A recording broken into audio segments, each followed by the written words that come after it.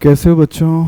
Good morning. आज हम हमारे केमिस्ट्री का क्लास 11th का जो तीसरा चैप्टर है पीरियोडिक टेबल या आवर्त सारणी, उसके बारे में बात करेंगे। ठीक है, क्या होता है इसका मतलब, क्या ज़रूरत थी इसकी। ठीक है, तो इनऑर्गेनिक केमिस्ट्री जो है, इनऑर्गेनिक केमिस्ट्री का मतलब केमिस्ट्री की वो ब्रांच जो हमारे कार्बन के अलावा जितने भी एटम हैं उनके बारे में बात करती है, उनकी प्रॉपर्टीज़ के बारे में बात करती है, कार्बन के भी बारे में बात करती है। पर कार्बन के बारे में ज़्यादा डिटेल में बात हम ऑर्गेनिक केमिस्ट्री में करते हैं, जबकि बाकी एलिमेंट्स के बारे में पूरी डिटेल में बात हम इनऑर्गेनिक केमिस्ट्री में करते हैं। तो हम क्लास 11th में 2 चैप्टर पढ़ के आते हैं। कौन कौन से? तो पहला हम पढ़ के आते हैं some basic concepts of chemistry और दूसरा पढ़ के आते हैं स्ट्रक्चर ऑफ एटम। ये हमारे क्लास 11th का तीसरा चैप्टर है जिसका नाम है पीरियोडिक टेबल। इस चैप्टर के अंदर हम दुनिया में जितने भी एलिमेंट्स हैं, जैसे hydrogen, nitrogen, sulphur, argon, phosphorus, potassium, calcium वगैरह बहुत सारे हैं ना, तो इतने सारे एलिमेंट है। तो हम उस चैप्टर में बस यही देखेंगे कि किस तरह से हम उन एलिमेंट्स को एक सिस्टमेटिक और वेल ऑर्गेनाइज्ड तरीके से एक टेबुलर फॉर्म में अरेंज कर सकते हैं, जिसको समझना, पढ़ना और उनकी प्रॉपर्टीज़ को स्टडी करना आसान हो जाए। ठीक है, तो बेसिक हमारा जो गोल कहो, जो इंटेंशन कहो, या हमारा जो टारगेट है वो यही है कि हम कैसे उनको एक टेबल में अरेंज करें, और उसको अरेंज करने के बाद हम फिर उन एलिमेंट्स की प्रॉपर्टीज़ को पढ़ें, बहुत अच्छे से पढ़ें। ठीक है, तो periodic table and periodic properties करके इस चैप्टर का कंप्लीट नाम है। ठीक है, तो हमें इसमें पीरियोडिक टेबल के बारे में भी पहले पढ़ना है, फिर पीरियोडिक प्रॉपर्टीज़ के बारे में भी पढ़ना है। ठीक है, तो अब हम शुरू करेंगे कि भाई दुनिया में जब आज से बहुत साल पहले जब कुछ एलिमेंट्स के बारे में लोगों को पता था, मेनली जैसे जो मेटल्स है, सोडियम, आयरन, कोबाल्ट, निकल, कॉपर, जिंक, है ना, इनके बारे में लोगों को पता था, पर फिर भी उन्हें वो अरेंज नहीं कर पा रहे थे कि भाई उनको अरेंज करें तो किस बेसिस पे अरेंज करें ना, उनमें से कितने एटम्स है वो मेटल्स है, कितने नॉन मेटल्स है वगैरह। मेनली उस वक्त सब मेटल्स ही यूज़ होते थे क्योंकि वेपन बनाने के काम में आते थे ना, बिल्डिंग कंस्ट्रक्शन, इंफ्रास्ट्रक्चर, उन सब के मेनली यूज़ में ये सब ही आते थे। ठीक है, अब उसके बाद हमने देखा कि भाई हम कैसे पीरियोडिक टेबल को अरेंज कर सकते हैं, क्या क्या उसमें हमें पढ़ना है। ठीक है, तो सबसे पहले हम पढ़ेंगे introduction of periodic table. Introduction of periodic table मतलब कि भाई इंट्रोडक्शन मतलब कि पहली बार दुनिया में अगर पीरियोडिक टेबल आई थी तो पहली टेबल कौन सी थी, उनकी हिस्ट्री भी पढ़ेंगे। ठीक है, हिस्ट्री में क्या पढ़ेंगे भाई कि पीरियोडिक टेबल पहली बार कब आई, उसके अंदर क्या था क्या नहीं था, है ना। तो अब उसके बारे में पढ़ेंगे, हिस्ट्री के बारे में और इंट्रोडक्शन के बारे में। पहले मैं आपको ये बताऊंगा कि भाई पीरियोडिक टेबल के अंदर हम क्या क्या पढ़ते हैं, क्यों पढ़ते हैं। उसके बाद हम देखेंगे कि पीरियोडिक टेबल की हिस्ट्री क्या है, दुनिया में पहली पीरियोडिक टेबल किसने बनाई, दूसरी किसने बनाई, तीसरी किसने बनाई, पहली बनी तो उसमें क्या कमी थी, दूसरी में क्या कमी थी, तीसरी में क्या कमी थी, सबकी प्रॉपर्टीज़, स्पेशलिटी और हिस्ट्री के बारे में बात करेंगे। उसके बाद हम बात करेंगे एटॉमिक रेडियस और आयोनिक रेडियस के बारे में मतलब एक एटम है वो कितना बड़ा होगा, कितना छोटा होगा, ये सब हमारी प्रॉपर्टीज होंगी। क्या है? प्रॉपर्टीज है। ठीक है, कि भाई एटम है, उसकी जो त्रिज्या है उसका क्या क्रम है, क्या ऑर्डर है, क्या लॉजिक है उसके पीछे, आयोनाइजेशन एंथैल्पी में क्या लॉजिक है, इलेक्ट्रॉन एफिनिटी में क्या लॉजिक है, इलेक्ट्रोनेगेटिविटी में क्या लॉजिक है। ये इसमें से बहुत सारी टर्म्स हमने सुनी भी नहीं है, इलेक्ट्रॉन एफिनिटी, इलेक्ट्रोनेगेटिविटी, पर जब हम इनको पढ़ेंगे तब हमें बहुत डिटेल में सब कुछ अच्छे से समझ में आएगा। तो शुरुआत में आपके इंट्रोडक्शन से कर रहा हूँ। शुरुआत में मैं आपको क्या पढ़ूंगा बच्चों? इंट्रोडक्शन। इंट्रोडक्शन का मतलब कि दुनिया में पहली बार पीरियोडिक टेबल की ज़रूरत क्या थी, नेसेसिटी क्या थी, और उसके बाद पहली पीरियोडिक टेबल किसने बनाई और क्यों बनाई, है ना। तो ये देखो भाई, पीरियोडिक टेबल का क्या मतलब होता है? The arrangement of all the known elements according to their properties. ठीक है, arrangement of all the known elements according to their properties in such a way that the element of similar properties are grouped together in a tabular form called periodic table। तो Hindi medium वाले भी देख लो भाई, समझ लो।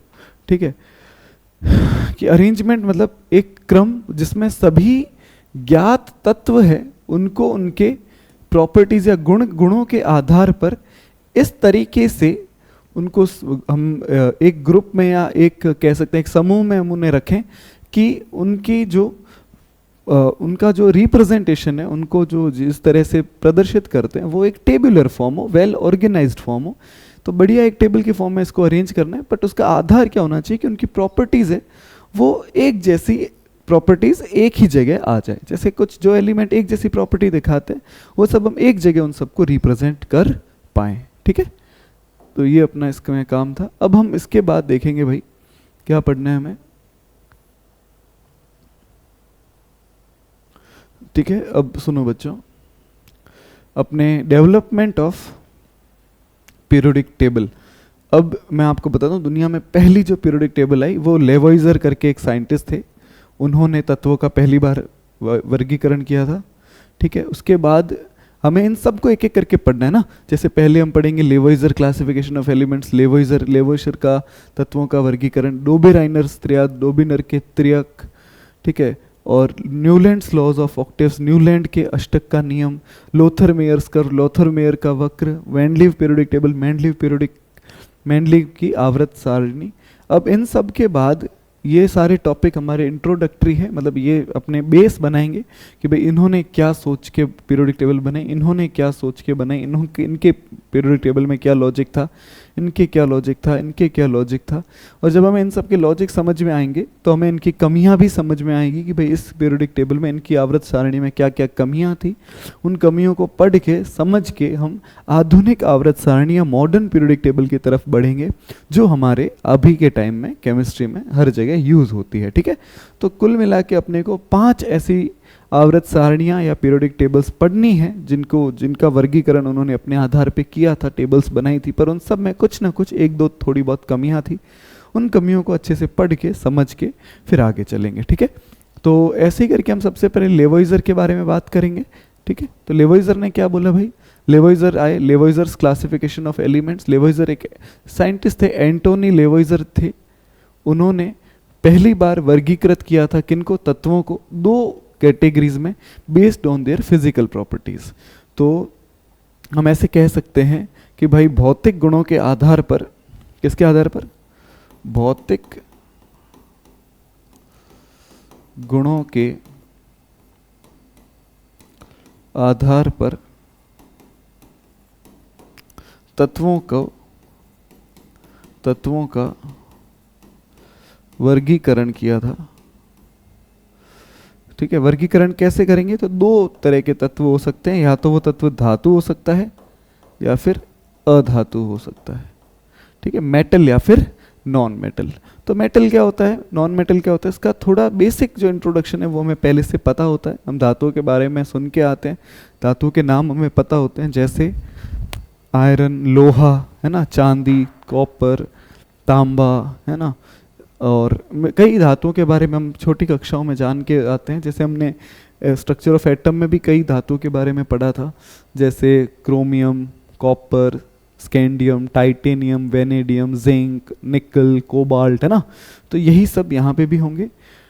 ठीक है, तो धातुओं के बारे में पता है, अधातुओं के बारे में पता है। ये दुनिया का सबसे पहला वर्गीकरण था तत्वों का। इसका मतलब इस वक्त लोगों को सिर्फ 2 चीज़ें समझ में आती थी, वो जो मजबूत तत्व है जो औजार बनाने में काम आ सकते हैं, हथियार बनाने में काम आ सकते हैं, उनको हम बोलेंगे धातु।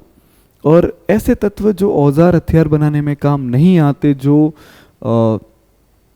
इतने कठोर या ठोस नहीं है, इतने सॉलिड और हार्ड नहीं है, उनको हमने अधातुओं में रखा है। जैसे लकड़ी है, अधातु है ना, ऐसे इस तरह से। पर लकड़ी जो बनी हुई है उसमें बहुत सारी चीज़ें, जैसे मैं आपको सिंपल बताऊं तो आप ऐसे कह सकते हो, जैसे गैसेस जितनी भी है, ऑक्सीजन, हाइड्रोजन, ये सब अधातुओं में आ जाएगी, है ना। जैसे सल्फर है, फॉस्फोरस है, ये सब अधातुओं में आएंगे। ठीक है, तो जो धातुएं मतलब जो ठोस हो, कठोर हो, उनको हमने धातुओं के वर्ग के धातुओं की श्रेणी में रखा, उनके टेबल में रखा, और दूसरे वालों को हमने अधातुओं में क्लासिफाई कर दिया। ठीक है, अब जब हम इसके बाद, तो ये इसमें बच्चों लेवॉइजर का सिर्फ क्लासिफिकेशन था, ये धातु और अधातु का, इसमें इतना ही पढ़ना है। ठीक है, तो अगर आपसे कोई पूछते बताओ एंटोनी लेवॉइजर ने किस बेसिस पे एलिमेंट्स को क्लासिफाई किया था, या एंटोनी लेवाइजर ने तत्वों को किस आधार पर वर्गीकृत किया था, तो आप उस कह सकते हो उनके भौतिक गुणों के आधार पर वर्गीकृत किया था। फिर दूसरा सवाल आ सकता है कि बताओ लेवाइजर के आधार पर तत्वों के दो श्रेणियां कौन सी है, what are the two classifications of या two types of elements, two categories of elements according to Lavoisier. तो दो कौन कौन सी कैटेगरीज है, मेटल एंड नॉन मेटल, धातु और अधातु, ठीक है। इसके बाद अगले अपने आर्य वैज्ञानिक आते जिनका नाम था डोबी राइनर। तो डोबी राइनर ने लॉ ऑफ ट्रियाड्स दिया था, डोबी राइनर ने त्रिकों का नियम दिया था। त्रिक मतलब ट्राइड मतलब तीन का ग्रुप, ट्राइड मतलब तीन का ग्रुप। जैसे यहाँ पे देखो भाई बच्चों, ये तीन है, कौन कौन तीन है, लिथियम,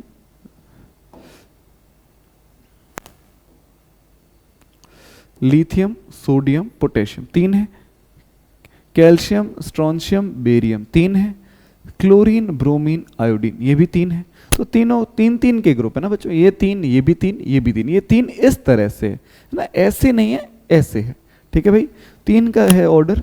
अब इसके अलावा भी थे जैसे magnesium, calcium, strontium, potassium, rubidium, caesium, sulphur, selenium, tellurium, ठीक है, सेलेनियम, टेलुरियम, इन सब के बारे में भी बात करते हैं अपन क्या क्या था। तो जर्मन रसायनज्ञ मतलब केमिस्ट, या अपन कह सकते हैं जर्मन केमिस्ट जॉन डोबे राइनर ने सन 1800 में प्रारंभिक दशकों में इस बात की ओर संकेत किया कि तत्वों के गुणधर्म निश्चित प्रवृत्ति होती है। सन 1829 में समान भौतिक व रासायनिक गुणों वाले तत्वों के समूह त्रिकों की तरफ ध्यान आकर्षित किया, जहां यह पाया गया कि प्रत्येक त्रिक में बीच वाला जो तत्व है उसका जो परमाणु भार है वो दोनों शेष तत्वों के परमाणु भार के औसत मान के लगभग बराबर था। साथ ही मध्य वाले तत्व के गुणधर्म शेष दो तत्वों के समान गुणधर्म के मध्य पाए गए। इसका क्या मतलब है भाई, पूरी अपने पढ़ लिया ये। इसमें देखो बात ये है कि भाई तीन का ग्रुप है, तीन का मतलब त्रिक, तीन मतलब ट्राइड, तो तीन में जो प्रॉपर्टी होगी वो तीनों की लगभग एक जैसी होगी, है ना।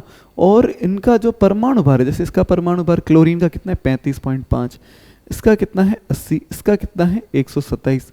तो अब मैं इसे कह सकते हैं कि लगभग जो बीच वाले का परमाणु भार आएगा वो उन दोनों का औसत आएगा, है ना। जैसे यहाँ पे देखो भाई लिथियम, सोडियम, पोटेशियम, है ना, इनके अपन इसको सॉल्व करके देख लेते हैं। लिथियम का परमाणुिक भार कितना दिया हुआ है 7, सोडियम का परमाणुिक भार कितना है 23, और पोटेशियम का परमाणुिक भार कितना है 39, ठीक है।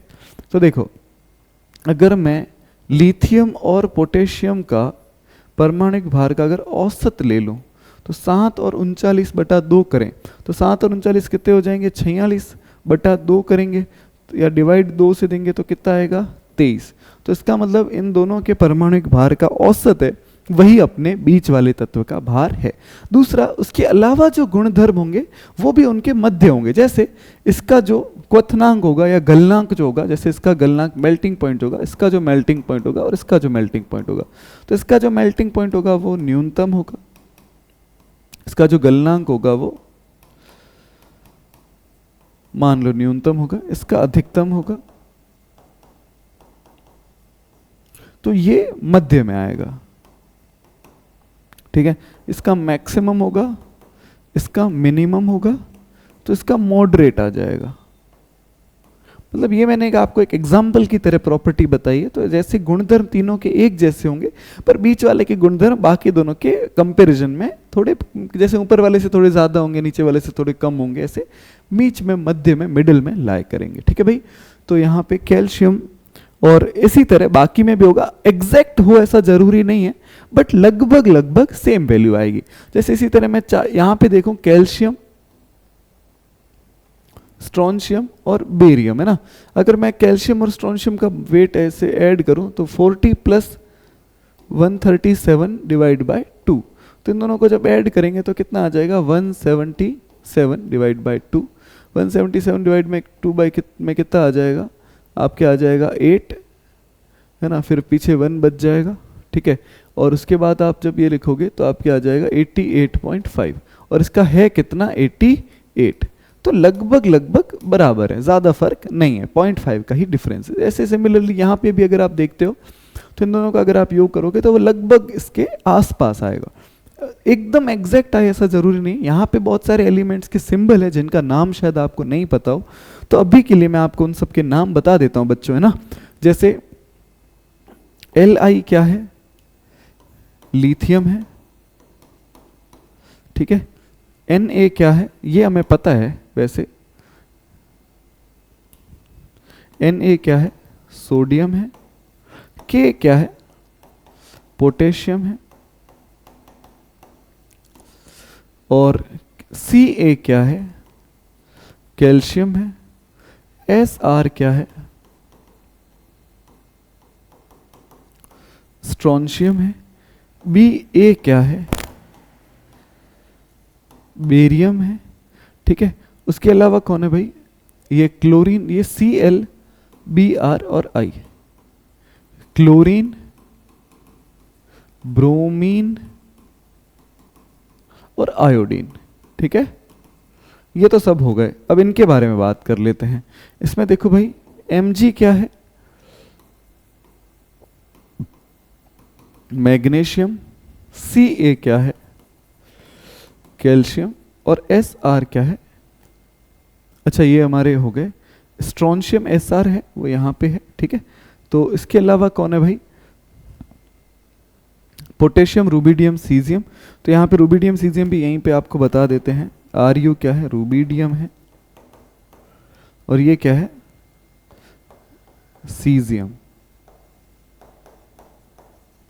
ठीक है। और इसके अलावा यहाँ देख लो, इन तीनों को भी देख लो भाई, इन तीनों के नाम फिर क्यों पीछे रखे हम, ठीक है। इन तीनों के नाम किस तरह से है, तो S है सल्फर के लिए, कहाँ पे लिखे हैं, एक काम करते हैं यहाँ पे लिख देते हैं, ठीक है। S क्या है, सल्फर है। Se क्या है, सेलेनियम है। और Te क्या है, टेलुरियम है, ठीक है। ये सब आपके लिए नए हैं, ठीक है। आप में से आपको शायद पहले के 30 एलिमेंट्स का अच्छे से पता होगा, आगे वाले आपको नहीं पता होंगे। इनमें से बहुत सारे आगे वाले ही हैं, पर फिर भी हमने इनके नाम एक बार इसलिए मैंने लिखवाए हैं ताकि जब हम आगे इनको पढ़ें तो एक बार नाम सुना हुआ होगा, सिंबल देखा हुआ होगा, तो आगे याद करने में ज़्यादा प्रॉब्लम नहीं आएगी, ठीक है। तो बस इस तरह से हमने कुछ ग्रुप्स बनाए। ये अपनी एनसीईआरटी में यही 3 ट्रिक दिए हुए हैं, तो इनके बारे में ही बात की जाएगी। तो आपसे इस पे किस तरह के सवाल पूछे जा सकते हैं कि बताओ भाई डोबेराइनर ने कौन से ट्रिक का दिए थे, तो आपको ये याद होने चाहिए। उसके अलावा ये बोलते हैं कि डोबेराइनर के ट्रिक का नियम क्या था। तो ट्रिक का नियम क्या था कि जो मध्य में जो परमाणु होगा उसका जो परमाणुविक भार होगा वो बाकी दोनों परमाणुओं के परमाणुविक भार का औसत होगा, या इंग्लिश में हम बोल सकते हैं कि the atomic mass of the element present in between या middle element will be average of remaining 2 elements, ठीक है। तो आप ऐसे कह सकते हो, है ना। आपको आई थिंक ये समझ में अच्छे से आ गया होगा, है ना। इसमें अपने को क्या क्या ध्यान रखना है, तो इन्होंने कहने का नियम क्या था, रूल क्या था, है ना। तो रूल डोबेराइनर का क्या है भाई कि the atomic mass of middle element will be average of atomic mass of remaining 2 elements, ठीक है। इसको अपन ध्यान रखेंगे। इसके बाद जैसे यहाँ पे एक एग्जाम्पल है डोबेराइनर के त्रियाद के हिसाब से, यहाँ पे मैं आपको लॉ भी लिखवा देता हूँ इंग्लिश मीडियम वालों के लिए। हिंदी मीडियम वालों के लिए देखो भाई, हिंदी मीडियम वाले इसको यहाँ से देख लेंगे, ठीक है। हिंदी मीडियम वाले यहाँ देख सकते हैं कि त्रिक में बीच वाले तत्व का परमाणु भार शेष दोनों के भार के औसत के लगभग बराबर था। ये आप याद रख लेंगे। इंग्लिश मीडियम वाले यहाँ देखो भाई, इंग्लिश मीडियम वाले देखेंगे कि atomic mass of middle element will be average of atomic mass of top and bottom element, ठीक है। तो एवरेज होगा। अब यहाँ पे देखो एक सवाल आ गया, अपने पास टोटल 3 एलिमेंट, एक है x, दूसरा है y, तीसरा है z। इसका मास दिया हुआ है, x का मास दिया हुआ है 20, है ना। इसका मतलब इसका परमाणुविक भार कितना दिया हुआ है 20, Y का परमाणुक भार कितना दिया हुआ है 42.42 और इसका जो परमाणुक भार है वो हमें पता नहीं है। तो हम क्या बोल सकते हैं कि भाई जो Y का परमाणुक भार होगा है ना वो क्या होगा x plus Z divide by 2, इन दोनों का औसत होगा। तो ये कितना है 42 दिया हुआ है, x का भार कितना है 20 दिया हुआ है, ठीक है, और इसका भार हमें पता नहीं a दिया हुआ है, a लिख देंगे और भाग कैसे दे देंगे 2 से। अब 2 को इधर गुणा कर दो, तो 2 को गुणा करेंगे तो क्या होगा भाई, ठीक है, इसको 2 से गुणा कर दो आ जाएगा 84 84 इसमें से 20 माइनस कर दो बराबर क्या आ जाएगा a आ जाएगा, इसमें से 20 माइनस करेंगे तो कितना होगा 64, तो a का मान कितना आ जाएगा 64 है ना। तो इसका मतलब a जो है वो क्या आ गया 64, ठीक है, देखो आंसर 64 है, मैच हो रहा है, ठीक है। तो अपने को क्या करना है भाई, इस तरह से ऐसा कोई अगर सवाल आए तो हम कर सकते हैं बड़ी आसानी से, ठीक है। ठीक है बच्चों, आई थिंक आपको ये क्लियर होगा, कोई इसमें डाउट वगैरह नहीं होना चाहिए, सिंपल सी बात है, दोनों के ये रूल याद होने चाहिए, कोई ऐसा सवाल आ जाए तो एवरेज निकाल के कैलकुलेट कर सकते हो, ठीक है। इसके बाद देखो भाई, सॉरी अगले स्लाइड पे चले गए, ये देखो अगला है Newlands law of octaves. Newland के का अष्टक नियम, न्यूलैंड का कौन सा नियम, अष्टक, अष्टक मतलब 8, अष्टक मतलब 8। तो उन्होंने क्या बोला कि भाई, उन्होंने बोला कि तत्वों को उनके बढ़ते हुए परमाणुक भार के क्रम में व्यवस्थित किया जाने पर यह पाया गया कि किसी भी तत्व के प्रारंभ करने पर 8वें तत्व के गुण प्रथम के समान थे, ठीक है। तो आप ऐसे इस तरह से लिख सकते हो कि किसी भी तत्व से प्रारंभ करने पर 8वें तत्व के गुण प्रथम के समान थे, ठीक है। ये कैसा है भाई, जैसे हमारे संगीत में 7 सुर होते हैं, सा रे गा मा पा ध नी, फिर वापस कौन आता है सा। तो पहला सा था तो 8वां भी क्या है सा है, 7 सुर थे, 8वां सुर फिर पहला वापस रिपीट हो जाता है। ऐसा यहाँ पे भी आप किसी से भी शुरू करो है ना, अगर आप पा से शुरू करोगे तो फिर आप 7 बोलोगे, 8वां वापस पा ही आ जाएगा ना। तो इसका क्या मतलब है कि भाई हर किसी भी तत्व से शुरू करने पर जो 8वां तत्व आएगा उसके जो गुण होंगे वो पहले के समान होंगे। तो जॉन अलेक्जेंडर न्यूलैंड, एक साइंटिस्ट थे जॉन अलेक्जेंडर न्यूलैंड, उन्होंने क्या किया, एलिमेंट्स को अरेंज किया increasing order of their atomic मास, मतलब परमाणुक भार के बढ़ते हुए क्रम में, है ना, कि उन्होंने तत्वों को बढ़ते हुए परमाणुक भार के क्रम में व्यवस्थित किया। और उन्होंने क्या पाया कि he observed that the property of every 8th element was similar to first element. ऐसा ही था भाई, पर उस वक्त एक प्रॉब्लम ये थी, आज भी ये रूल काम करता है बट अब वो ऑक्टेट नहीं बचा, वो 8 अष्टक के नियम नहीं बचा, क्योंकि उस वक्त नोबल गैस जो थी, या फिर आप ऐसे कह सकते हो कि नोबल गैस के बारे में अपन आगे बात करेंगे, वो उस वक्त थी नहीं। बाकी सब कुछ इन्होंने जो बोला वो ठीक है, ठीक है। थोड़ा और इस पे डिटेल में बात करते हैं, जैसे यहाँ पे आपको दिए हुए हैं कुछ तत्व, ठीक है। जैसे अपन शुरू करते हैं भाई, लिथियम है ना, लिथियम हमारा पहला तत्व है, दूसरा, तीसरा, चौथा, 5वां, 6ठा, 7वां और 8वां। 8वें पे कौन आ गया, सोडियम। लिथियम और सोडियम की जो प्रॉपर्टीज होंगी वो एक जैसी होगी। जैसे हमने बोला था ना, सुर होते हैं सा रे गा मा पा धा नी, फिर वापस कौन आ गया सा, पहले पे भी सा और 8वें पे भी सा। जैसे सुर, हर 8वां सुर रिपीट होगा, वैसे ही हर 8वें एलिमेंट की प्रॉपर्टीज रिपीट होगी, है ना। हर 8वें तत्व के जो गुण होंगे वो एक जैसे होंगे। आप कहीं से भी शुरू करो, आप एक काम करो, आप यहाँ से शुरू कर दो, कार्बन से। कार्बन पहले, दूसरा, तीसरा, चौथा, 5वां, 6ठा, 7वां और 8वां। सिलिकॉन, इनकी गुणधर्म एक जैसे होंगे, कार्बन सिलिकॉन के होते भी एक जैसे। पर ये जो इनका जो सिद्धांत था, इनका जो लॉजिक था, वो पहले 20 तत्वों तक ही सीमित है, उसके आगे ये काम करता ही नहीं है। क्यों नहीं करता, इसके बारे में मैं आपको बताऊंगा। यहाँ पे उसके बाद क्या, डी ब्लॉक के तत्व आ जाते हैं, डी ब्लॉक के एलिमेंट्स आ जाते हैं। और डी ब्लॉक के जो एलिमेंट्स हैं वो उनके अपने नियम हैं, कायदे हैं, कानून हैं, वो इन कायदे कानूनों को नहीं मानते, ठीक है। तो वो कौन से कायदे कानून मानते हैं उसके बारे में अपन बात करेंगे।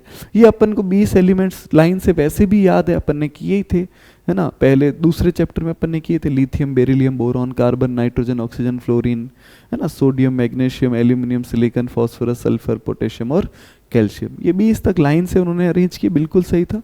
बट इसमें 2 चीज़ें वो मिस करना भूल गए, एक तो नियॉन, दूसरा कौन, आर्गन, ये दोनों क्या है, ये दोनों गैसेज हैं, और उस वक्त इन गैसेज की जो खोज है नहीं हो रखी थी, ठीक है। तो इसलिए इन दोनों को अभी भूल जाएंगे, बाकी जो 18 बचे वो इस तरह से अरेंज किए गए थे, बाकी सब उस वक्त ज्ञात थे, तो उन्होंने उन सबको तत्वों को इस बढ़ते हुए परमाणुविक भार के आधार पर, देखो परमाणुविक भार बढ़ रहा है भाई, 7, 9, 11, 12 है ना, 14, 16, 19, 23, और ठीक है।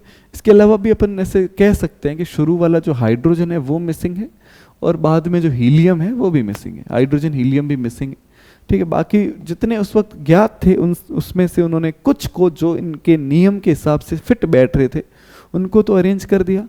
तो इनके दो कमियां थी, पहली कमी तो ये थी कि जितने तत्व ज्ञात थे उन सभी को उन्होंने अपने अष्टक के नियम में जगह नहीं दी, है ना। दूसरी कमी क्या थी कि ये कैल्शियम तक ही सीमित है, उसके आगे तत्व बहुत सारे इस वक्त ज्ञात थे बट वो उन्होंने यहाँ पे नहीं रखे, ठीक है। तो जब भी आप कोई वर्गीकरण करते हो, जब भी आप कोई क्लासिफिकेशन करते हो, जब भी आप कोई पीरियोडिक टेबल वगैरह बनाते हो, तो आप पे ये बाउंडेशन है, आप पे ये बंदिश है कि आपको ये जो तत्व जितने भी ज्ञात है ना, सभी तत्वों को अपनी आवर्त सारणी में जगह देनी पड़ेगी, इसमें कोई चलेगा ही नहीं कुछ और, है ना। अगर आप जगह नहीं दोगे तो फिर आपकी वो टेबल, आपके जो वर्गीकरण है वो सही नहीं माना जाएगा, सही नहीं माना जाएगा, तो फिर उसको करने का कोई लॉजिक भी नहीं है ना। पर ठीक है, अब इसके बाद इन्होंने इनकी कुछ कमियों के बारे में बात करते हैं कि valid only up to calcium, ठीक है। तो ये कहाँ तक सीमित थी, ठीक है। तो हम ऐसे कह सकते हैं केवल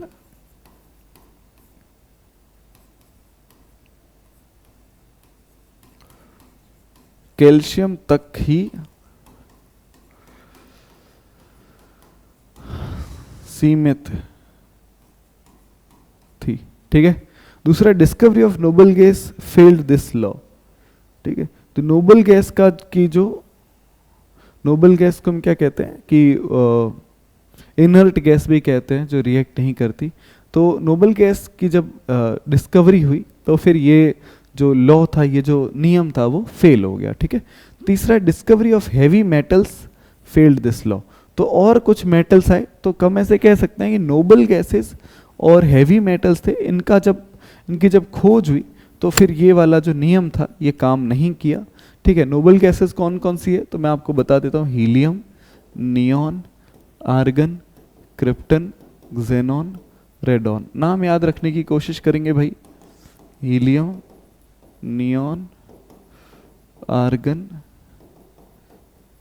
क्रिप्टन, ज़ेनॉन, रेडॉन, याद रहेंगे नाम। तो इनके नाम याद रखेंगे भाई, helium, neon, argon, krypton, xenon, radon. Heavy metals कौन से, तो आप हैवी मेटल कोई भी ले लो, जितने भी हैवी मेटल दिए हुए हैं, है ना, आप गोल्ड, सिल्वर वगैरह ये सब थे उस वक्त, बट उनको जगह नहीं दी गई। और बहुत सारे नए मिले, है ना, उन सबको ये जैसे जर्मेनियम, आर्सेनिक, ये सब मिले, इनको खास ध्यान नहीं दिया गया इनके ऊपर। तो जो उपस्थित तत्व है उनको भी जगह सही नहीं मिली, और जो तत्व हमारे नए जिनकी खोज है उनको भी सही जगह नहीं मिली। तो इसका मतलब ये वाली जो टेबल है ये इतनी एक्यूरेट नहीं है, ठीक है। तो उसकी कमियों के बारे में अपन ने बात कर ली। इसके बाद अगला देखेंगे भाई, लोथर मेयर कर्व, ठीक है। तो अभी तक अपन ने 2 के बारे में बात कर ली है, तीसरे के बारे में बात कर रहे हैं। तीसरा क्या है, लोथर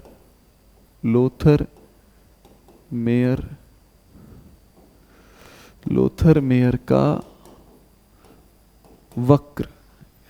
ये जो है यहाँ पे एक कर्व बनाया गया, एक वक्र बनाया गया, किसके बीच में, atomic mass and atomic volume. Atomic mass and atomic volume, इधर अपन ने ले लिया एटॉमिक वॉल्यूम, ठीक है। एटॉमिक वॉल्यूम को हम कहेंगे परमाणविक आयतन, और इसको एटॉमिक मास को हम बोलेंगे परमाणविक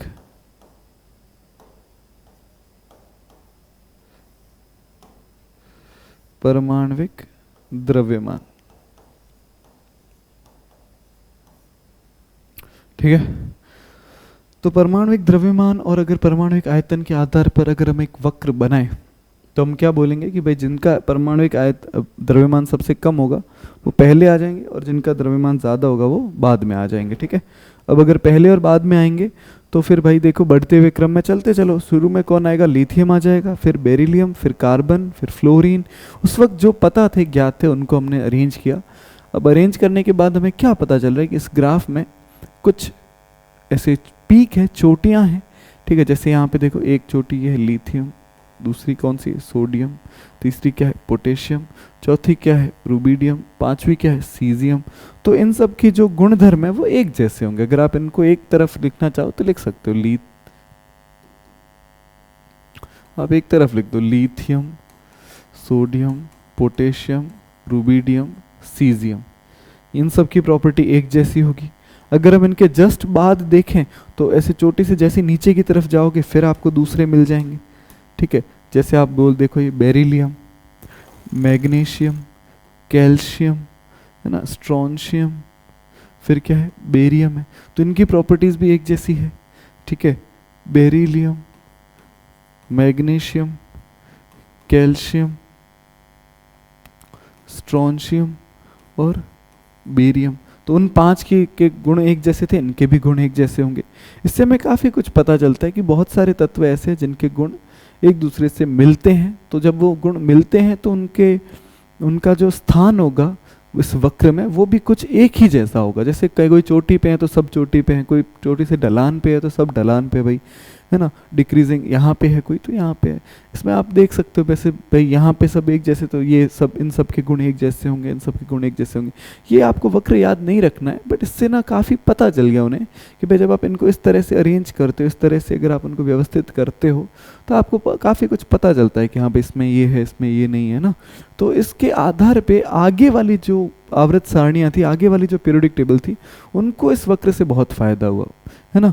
तो इसके बारे में चलो आगे देखते हैं कि इस टेबल से क्या अपने को पता चला, इसके क्या मतलब ऐसे कह सकते हैं कि इससे क्या हमें लगा कि भाई हाँ ये बात ठीक है ना। क्या क्या इसके ऑब्जर्वेशंस थी, है ना, क्या क्या हमने इससे प्राप्त किया, क्या क्या जानकारी प्राप्त की, ठीक है। सुना भाई, पहला था peak position of alkali metal. Peak मतलब चोटियों पे कौन कौन थे, सोडियम, पोटेशियम, ठीक है, रुबिडियम, सीजियम, है ना, और शुरू में कौन था, lithium.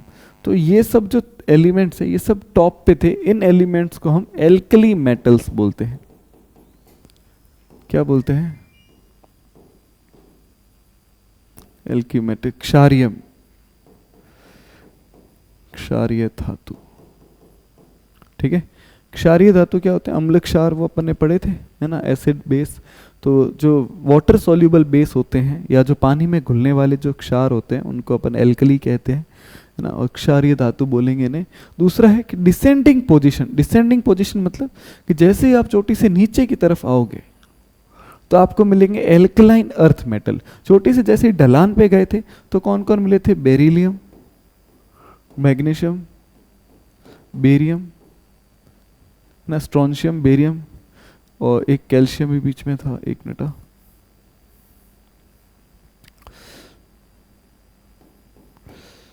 Beryllium, magnesium, calcium, strontium, barium. तो ये भी पांच जो है इनका नाम क्या है, इनका नाम है एल्कलाइन अर्थ मेटल। क्या नाम है, एल्कलाइन अर्थ मेटल। इनका हिंदी में नाम होता है क्षारीय मृदा धातु। तो ये अर्थ से सीधी मिलती है ना, इसलिए इनको मृदा धातु कहते हैं। अर्थ मेटल मतलब कि भाई अर्थ की मिट्टी से मिली, मृदा से मिली, ठीक है।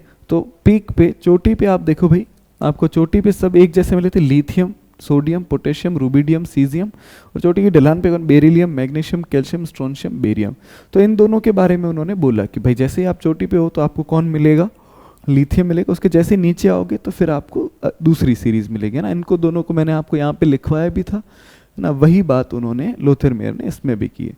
ऑक्यूपाई द बॉटम, है ना, सबसे ज़्यादा नीचे कौन से एलिमेंट होंगे, तो metalloids and transition metal. Metalloid मतलब कि जो धातु और अधातु दोनों के गुणधर्म दिखाता हो, और ट्रांजिशन मेटल के बारे में भी बात करते हैं, ठीक है। तो बॉटम पे कौन है भाई, एक मिनट, बॉटम पे कौन है, बॉटम पे कौन है, देखो यहाँ पे कौन है भाई, कार्बन है, ठीक है ना। यहाँ पे देखो, ये अगर मैं इनको देखूं तो मेरे पास बॉटम में कौन है, Fe है, CO है, Cu है, Zn है, और इधर वाले देखो भाई Nb, Ru, MO, RH, CD, ये सब जितने भी हैं, और लास्ट में और भी देखें तो La है और Nd है ना। ये जितने भी तत्व है ये सब अपने ट्रांजिशन मेटल्स है। कौन से मेटल है, ट्रांजिशन मेटल है। ट्रांजिशन मेटल क्या होता है, इनके बारे में अपन आगे डिटेल में बात करेंगे, ठीक। अभी के लिए आप ये याद रख सकते हो कि ये कैसे मेटल होते हैं, ट्रांजिशन मेटल होते हैं। कौन कौन से इनके नाम देखो भाई, Fe आयरन है, Cu कोबाल्ट है, Cu कॉपर है, Zn जिंक है, Nb नायोबियम है, Ru रूथियम है, Mo मोलिब्डेनम है, RH रोडियम है, Cd कैडमियम है, La लेंथिनम है और Nd नायोडियम है, ठीक है। तो ये कुछ तत्व है, इनके बारे में अपने को डिटेल में बात करनी। अभी के लिए याद रख लो आप कि सबसे सतह पे कौन है, या तो मेटेलॉइड है या ट्रांजिशन एलिमेंट है। Ascending position of highly electronegative elements halogens. Ascending का मतलब जब आप चोटी के ऊपर चढ़ोगे तो आपको चढ़ते हुए कौन मिलेगा, यहाँ पे या यहाँ पे कौन मिलेंगे, आपको हेलोजन मिलेंगे। हेलोजन मतलब फ्लोरीन, क्लोरीन, ब्रोमीन, आयोडीन, ये चारों क्या है, हेलोजन है, ठीक है। ये क्या है, हेलोजन है। इनका ना, इनको हेलोजन ही कहते हैं हिंदी में भी इंग्लिश में भी। तो हेलोजन कहाँ मिलेंगे आपको, चोटी पे चढ़ते हुए। देखो ये फ्लोरीन पे, यहाँ पे आपको हेलोजन मिल गया, ये क्लोरीन यहाँ पे हेलोजन मिल गया, ये ब्रोमीन यहाँ पे हेलोजन मिल गया, ये आयोडीन यहाँ पे हेलोजन मिल गया। तो 4 हेलोजन मिल गए, फ्लोरीन, क्लोरीन, ब्रोमीन, आयोडीन, है ना। तो ये कहाँ मिले, चोटी पे बढ़ते हुए क्रम में मिल गए। Elements having similar property occupy similar position on the curve. तो इसमें काम की बात यह है कि एक जिनके गुण एक जैसे होंगे उनका जो वक्र पर स्थान होगा वो भी एक जैसा होगा। अगर उनके गुण एक जैसे हैं तो वक्र पर स्थान भी एक जैसा ही होगा, ठीक है भाई। इस बात को समझ में आया, याद ध्यान रहेगा इसका, ठीक है। इसके बाद देखो, when a larger number of elements were added to the graph then the graph becomes extremely confusing. भाई लोथर मेयर के वक्र की क्या कमियां थी, लोथर मेयर वक्र की कमी। अगर मैं इस वक्र पर बहुत सारे, बहुत अधिक, अत्यधिक तत्वों का अगर वक्र बनाया जाए तो उसमें कन्फ्यूजन हो जाएगा। कन्फ्यूजन का क्या मतलब है, तो आपको पता ही नहीं चलेगा कि भाई क्या कहाँ कौन सा कहाँ है, सब ऐसे मिक्स मैच हो जाएंगे। तो इसका मतलब जब थोड़े तत्व है 20, 25, 30, 40 तब तक ठीक है, बट अगर आप 100, 120 तत्व लोगे तो 100, 118 तक अगर अपने तत्व टोटल है, अगर आप 80, 90 तक भी जाते हो तो फिर इस वक्र को देखना, पढ़ना, समझना बहुत ही कठिन और जटिल हो जाएगा, कंफ्यूजिंग होगा, एक्सट्रीमली कंफ्यूजिंग होगा। इसलिए अपन इसके बारे में बात नहीं करेंगे, ठीक है। मतलब वो अब देखो, इसके बाद अपने आते हैं मेंडलीव। मेंडलीव की पीरियोडिक टेबल। मेंडलीव जो है, अभी अपन ने पिछले 4 के बारे में पढ़ लिया, अभी हम इनके बारे में पढ़ेंगे, ठीक है। ये टेबल, ये जो इनकी जो पीरियोडिक टेबल है, ये बहुत ही, आप ऐसे कह सकते हैं कि बहुत ही रिवॉल्यूशनरी थी, क्योंकि इन्होंने जो इस पे काम किया, ऐसा काम आज तक किसी ने नहीं किया था। सब ने अपने अपने अंदाजे के आधार बेसिस पे, अंदाजे के हिसाब से उन्होंने चीज़ें बताई थी, बट इनका जो तरीका था बहुत ही डिफरेंट और यूनिक था, और साथ ही इन्होंने बहुत ही डिटेल में काम किया था। इतना डिटेल में काम इससे पहले कभी हुआ नहीं था, ठीक है। तो अब देखना भाई क्या क्या इन्होंने किया। तो सबसे पहले इनका ये जो नियम है ये याद रखना, the properties of elements are periodic function of their atomic weight, ठीक है। हिंदी में क्या बोलेंगे भाई कि परमाणुओं के, तत्वों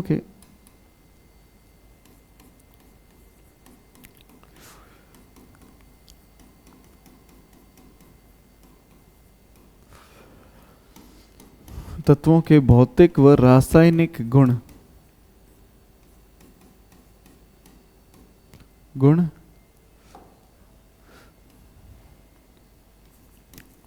परमाणविक भार के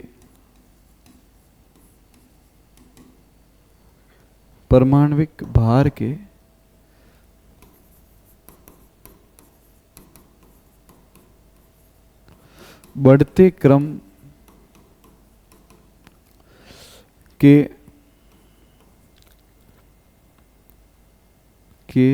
आप कैसे कह सकते हो कि के आधार पर के ऊपर आधारित होते हैं, हम ऐसे कह सकते हैं कि ऊपर।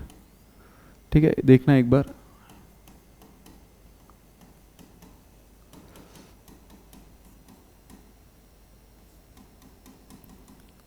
मतलब क्या है कि अगर मैं उनको बढ़ते हुए क्रम में अगर मैं उनको अरेंज करूंगा तो फिर मैं ऐसे कह सकता हूँ कि जो फिजिकल और केमिकल प्रॉपर्टीज़ है वो उस हिसाब से ही आएगी। मतलब प्रॉपर्टीज़ जो है वो अगर एक सीक्वेंस में इनको अरेंज कर दें तो सब एक ही जगह एक तरीके से आ जाएंगे। ठीक है, मतलब अगर एक बार मैं अरेंज करके आपको बताता हूँ तो ये देखो भाई, Dimitri Mendeleev was first scientist to classify elements in systematic manner। इनसे पहले जितने भी वैज्ञानिक आए थे उनमें से किसी ने भी परमाणुओं को एक बहुत अच्छे तरीके से अरेंज नहीं किया था।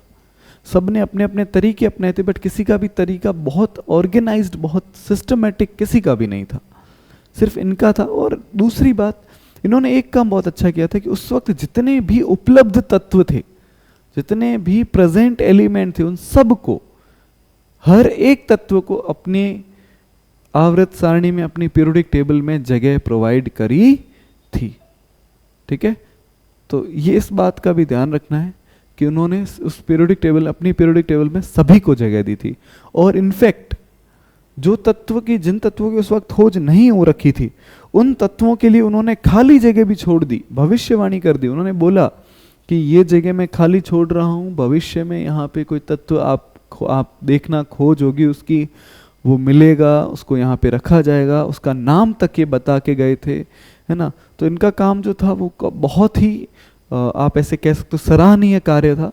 ठीक है, तो इन्होंने इसके बाद बोला कि हमने कुछ हॉरिजॉन्टल रोज रखेंगे और वर्टिकल कॉलम रखेंगे। रो और कॉलम क्या होता है इसके बारे में बात करते हैं, पहले इनकी टेबल देख लेते हैं। ठीक है, तो इस नियम को याद रखेंगे कि अगर बाहर के बढ़ते हुए क्रम में अंग तत्वों को अगर हम व्यवस्थित करेंगे तो उनकी जो गुण होंगे वो एक समय के बाद रिपीट होने शुरू हो जाएंगे, फिर वो बार बार आवृत होंगे। ठीक है, तो ये जो आवर्त सारणी, इसके बारे में इसकी कुछ विशेषताओं के बारे में बात कर लेते हैं। ये आवर्त सारणी की पहली विशेषता क्या है कि ये परमाणविक भार के बढ़ते हुए क्रम पे, परमाणविक भार पर आधारित है, परमाणविक भार पर आधारित है। ठीक है, फिर ग्रुप इन्होंने बनाए। ठीक है, समूह बनाए।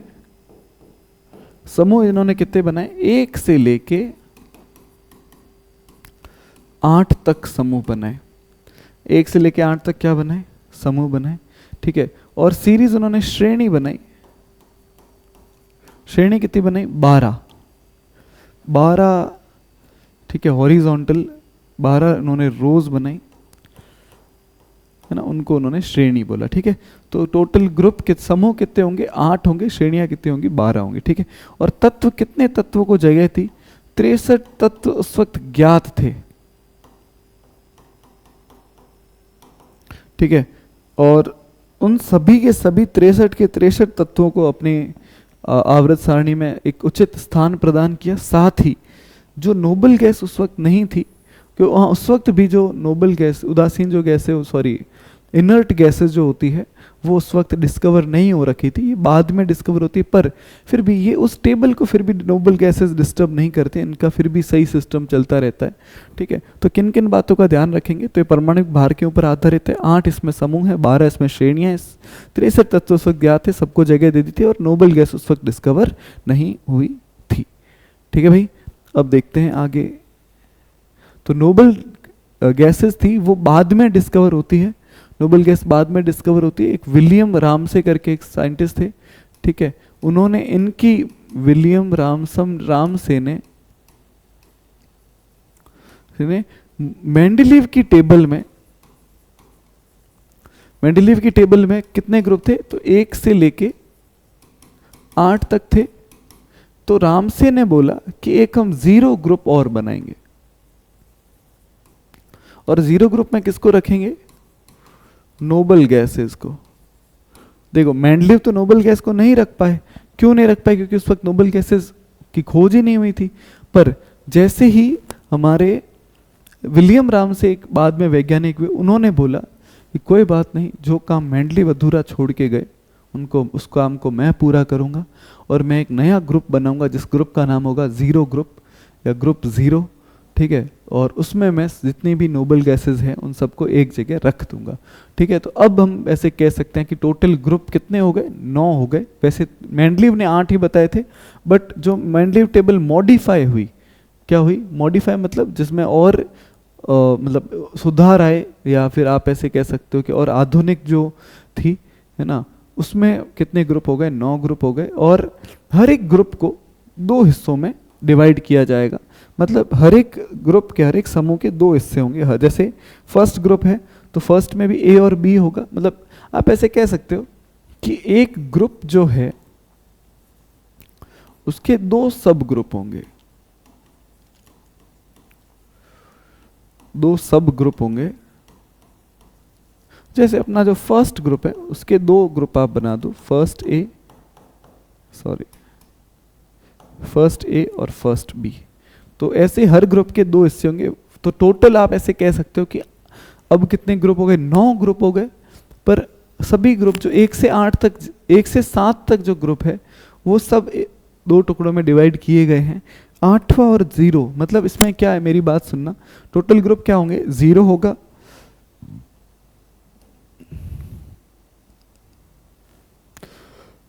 देखना भाई,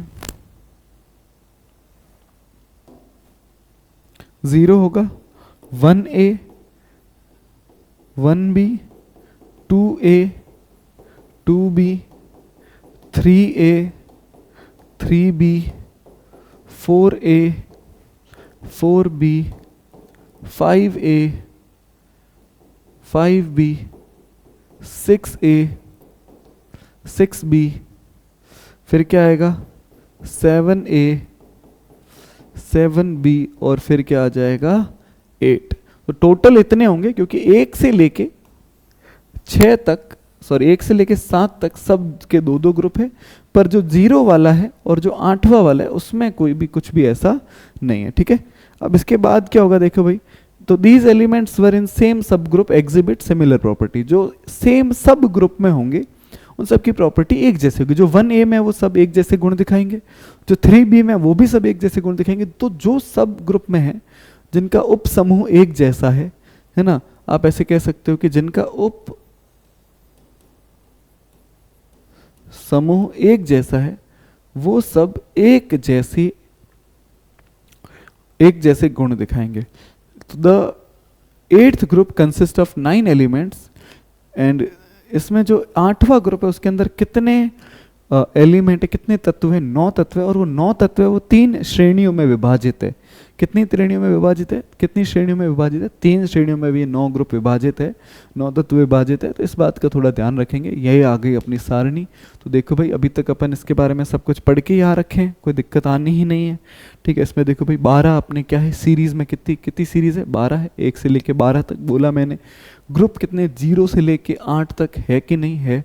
हर ग्रुप जो है ना, 1 से लेके जो 8 तक है वो 2 में विभाजित है। अब आप सोचोगे सर यहाँ 2 तो कहाँ लिखा है, 1A 1B तो लिखा ही नहीं है। तो मैं आपको बता देता हूँ 1A 1B लिखा हुआ है। कैसे? तो देखो भाई, आप ऐसे समझ सकते हो कि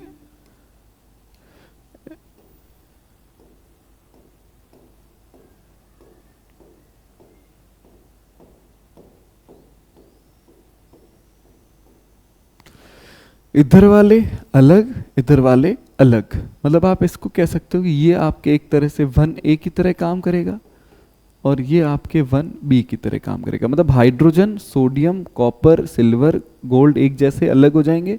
लिथियम, पोटेशियम, रुबिडियम, सीजियम एक तरह से अलग हो जाएंगे। हर ग्रुप में 2 हिस्से हैं। 0 ग्रुप में कोई 2 हिस्से नहीं, सब एक जैसे माने जाएंगे।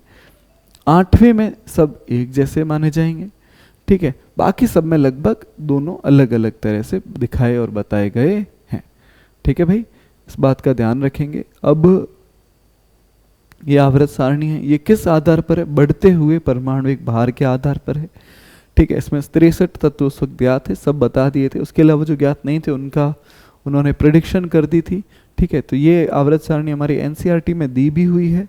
ठीक है, और साथ ही अगर हम इसके बारे में थोड़ा और पढ़ते और जानते हैं तो हमें ये भी पता चलता है कि इसकी क्या मतलब विशेषताएं थी, और उन विशेषताओं के बारे में बात करेंगे, और उनके बारे में बात करने के बाद हम आगे कंटिन्यू करेंगे। ठीक है, तो एक बार ये देख लेते हैं कि भाई इस पीरियोडिक टेबल में क्या क्या विशेषताएं थी।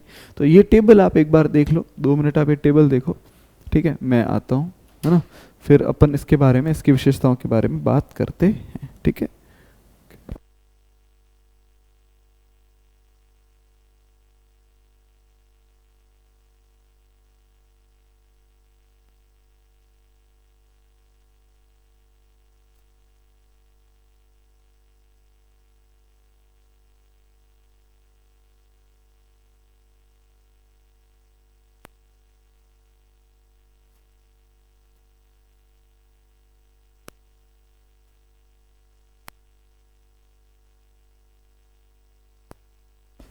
हाँ बच्चों देखो यहाँ बोर्ड पे प्लीज़। तो क्या है इसमें कि इनकी विशेषता के बारे में क्या क्या बात करते हैं। तो पहली विशेषता ये है कि देखो इसमें कितना ऑर्गेनाइज्ड काम है।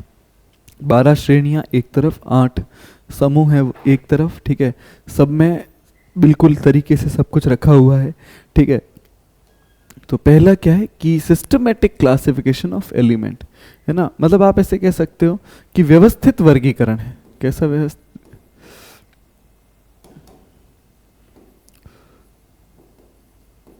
व्यवस्थित वर्गीकरण, आप ऐसे कह सकते हो तत्वों का व्यवस्थित वर्गीकरण है। ठीक है, दूसरा है प्रेडिक्शन ऑफ न्यू एलिमेंट्स, कुछ नए तत्वों का उन्होंने का प्रिडिक्शन किया था, मतलब उन्होंने बता दिया था पहले से, है ना। उन्होंने बोला था कि एक तत्व आएगा जिसका नाम होगा एक का बोरॉन, एक तत्व आएगा जिसका नाम होगा एक का सिलिकॉन, एक तत्व आएगा जिसका नाम होगा एक का एल्यूमिनियम, उसके बाद एक तत्व आएगा जिसका नाम होगा एक का मैंगनीज। ठीक है, और ये तत्व बाद में आए, पर इन तत्वों का नाम बाद में कुछ और रख दिया। एक का बोरॉन का नाम बाद में रखा गया स्केंडियम, एक का सिलिकॉन का नाम बाद में रखा गया जर्मेनियम, एक का एल्यूमिनियम का नाम रखा गया गैलियम, एक का मैंगनीज का नाम रखा गया टेक्नीशियम।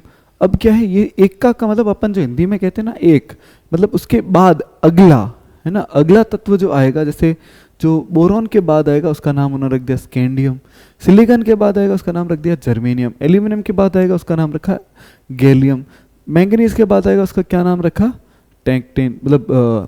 टेक्नीशियम। अब देखो बाद में क्या हुआ, उन्होंने इन तत्वों की खोज नहीं की, बल्कि उनका जो परमाणुविक भार था वो भी बहुत बढ़िया बताया। ठीक है, कि भाई जैसे हमने बोला कि पर जो इसका बेरिलियम है, इसका जो परमाणुविक भार है वो कितना माना जाता था, पहले ये माना जाता था कि इसका जो परमाणुविक भार है वो 13.5 होता है, जबकि वो 13.5 नहीं होता, वो कितना होता है 9 होता है। ये बात इन्होंने बताई थी। ठीक है, तो आप ऐसे कह सकते हो कि जो डाउटफुल एटॉमिक मास थे, जिन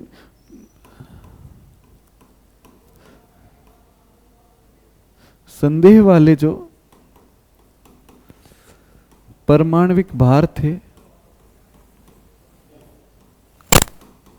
उन पर उन्होंने थोड़ा करेक्शन किया था, मतलब उस पर उन्होंने थोड़ा बताया, काम किया। ठीक है, उसके अलावा कुछ एलिमेंट बाहर थे, उनके कुछ तत्व जो ज्ञात थे उनके परमाणुविक भारों में भी उन्होंने सहायता की। जैसे यू क्या है, यूरेनियम। ठीक है, आईएन क्या है, इंडियम। ठीक है, और बीई क्या है, बेरिलियम। एयू क्या है, गोल्ड। पीटी क्या है, प्लेटिनम। तो इन सभी के परमाणु भारों को उन्होंने सही किया और सही परमाणुविक भार बताए।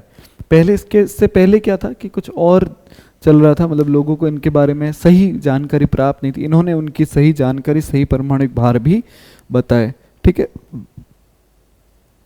अब ये तो सारी उनकी सारी अच्छी अच्छी बातें थी। कमियां क्या थी, गलतियां क्या थी? एक तो उन्होंने बोला कि हाइड्रोजन जो है उसकी जगह उन्होंने बताई नहीं भाई। हाइड्रोजन उन्होंने बोला, लोगों ने बोला कि हाइड्रोजन को कहाँ रखें, है ना, हाइड्रोजन की जगह वो सही नहीं है। कैसे नहीं है? देखो भाई, हाइड्रोजन इन्होंने कहाँ रखा है? हाइड्रोजन इन्होंने यहाँ रखा है। यहाँ देखो हाइड्रोजन रखा हुआ है यहाँ पे।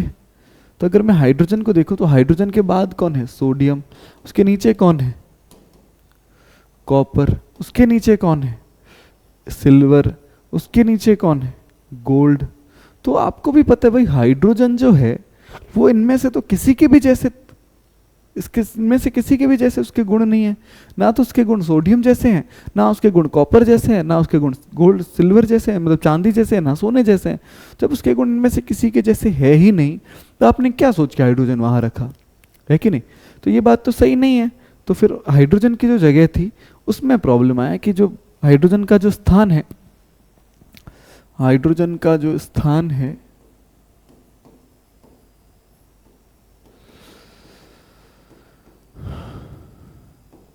हाइड्रोजन के स्थान के बारे में ये अच्छी मतलब पूर्ण जानकारी नहीं प्राप्त मतलब दे पाए। दूसरा है position of isotopes of elements was not confirmed, मतलब आइसोटोप्स के बारे में उन्होंने कुछ भी नहीं बताया। समस्थानिक बोलते हैं आइसोटोप्स को।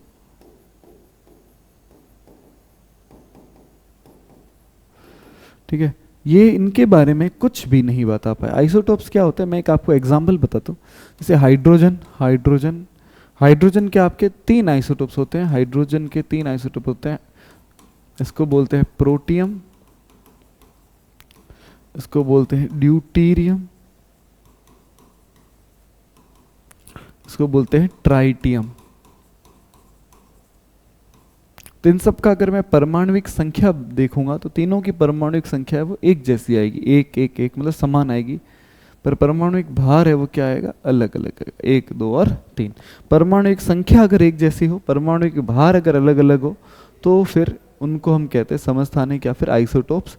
ठीक है, उसके अलावा क्या था कि कहीं कहीं पे इनके गलतियां हो गई थी, कहीं कहीं पे इनसे क्या हो गई? गलतियां हो गई। गलतियां कैसे हुई सुनना भाई। जैसे इनमें से 4 समूह अपन एक एक 2 2 करके देख लेते हैं। पहले आर्गन और पोटेशियम का। आर्गन का जो परमाणुविक भार होता है वो होता है 39.9, कितना होता है? 39.9। और पोटेशियम का जो भार होता है वो होता है 39.1।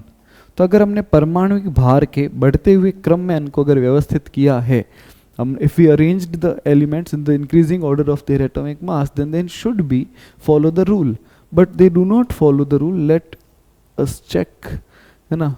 अब अपन चेक किसको करते हैं? सबसे पहले चलते हैं भाई यहाँ पे आर्गन, है ना। आर्गन, आर्गन का जो परमाणुविक भार है वो कितना है? 38। लिखा हुआ 38 है, बट 38 नहीं होता, होता कितना है? 39.9। ठीक है, और पोटेशियम का कितना होता है? 39.1। तो इस हिसाब से ये दोनों एक दूसरे की जगह पे सही नहीं है। पोटेशियम पहले आना चाहिए था, आर्गन बाद में आने चाहिए थे।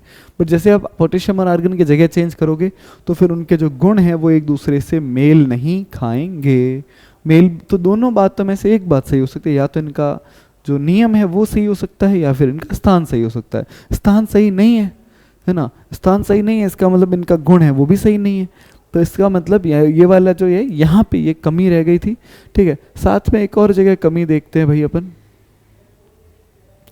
ठीक है, इसके अलावा देखना भाई और कहाँ कमी रह गई। तो इसके अलावा ये कमी और रह गई अपने टेलुरियम और आयोडीन में। ठीक है, टेलुरियम और आयोडीन में देखो इनका भार, किसका भार ज़्यादा है? टेलुरियम का भार ज़्यादा है और आयोडीन का भार कम है। पर पहले कौन लिखा गया इसमें? इन्होंने पहले किसको लिखा? आयोडीन को लिखा, फिर किसको लिखा? टेलुरियम को लिखा। चेक कर लेते हैं आयोडीन कहाँ है भाई।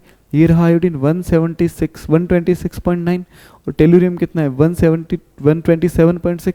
तो पहले तो ये आना चाहिए, बाद में ये आना चाहिए, पर इन्होंने तो ऐसे इनको गलत लिख दिया भाई। परमाणुविक भार तो जिसका कम है वो पहले आएगा ना, पर पहले अगर आता तो ये गुण धर्म बदल जाते।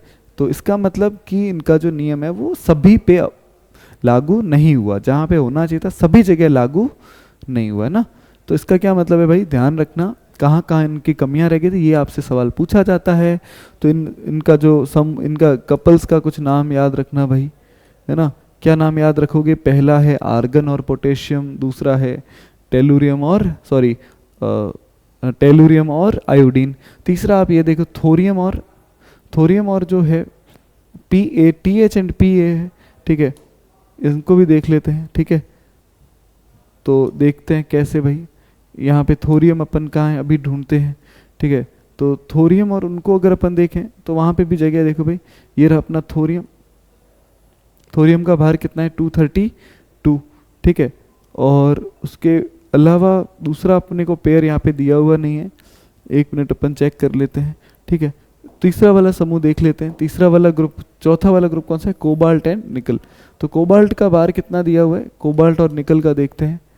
कोबाल्ट का भार इन्होंने दिया है 59, निकल का भी भार दिया 59। अब दोनों का भार एग्जैक्टली सेम नहीं होता।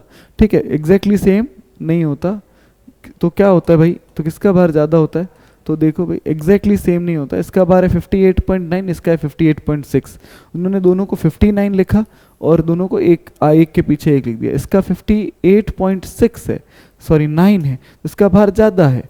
इसका 58.6 है, इसका भार कम है। तो इसका भार कम है वो पहले आना चाहिए था, ये बाद में आना चाहिए था, पर इन्होंने वो सही नहीं लिखा। तो अपन कम से कम 3 जो ये युग्म है, 3 जो पेयर 1 2 और 3, ये 3 याद रखेंगे, argon and potassium, iodine and tellurium, copper and cobalt and nickel. ठीक है, इन तीनों को खास करके अच्छे से याद रखेंगे, क्योंकि यहाँ से आपसे ये इनमें से कोई ना कोई पूछा जा सकता है। ठीक है, उसके बाद है कि कुछ ऐसे तत्व थे जिनके गुण एक जैसे होते हैं पर उनको अलग अलग समूह में रखा गया। जैसे जो प्लेटिनम और गोल्ड है, इनके गुण एक जैसे होते हैं। हमें पता है भाई, प्लेटिनम है वो भी महंगा है, गोल्ड है वो भी महंगा है। गोल्ड है वो ज्वेलरी बनाने में काम आता है, गहने में, और प्लेटिनम भी गहने बनाने में काम आता है, पर इन दोनों को अलग अलग रखा गया। देखो भाई, जैसे अलग अलग समूह में रखा गया। देखो जब अपन देखें भाई, गोल्ड कहाँ है, गोल्ड अपने यहाँ है। प्लेटिनम कहाँ है भाई, तो प्लेटिनम उन्होंने रखा यहाँ पे। तो गोल्ड बिल्कुल उधर है, प्लेटिनम बिल्कुल इधर है। तो दोनों होने तो एक ही जगह चाहिए थे, बट दोनों एक जगह नहीं है। ठीक है, तो ये मतलब इसका ये हुआ कि भाई ये वाली बात इनकी सही नहीं है। ठीक है, तो unlike elements were placed in same group. Unlike elements मतलब ऐसे तत्व जो एक जैसे नहीं हैं, उनको एक साथ रख दिया।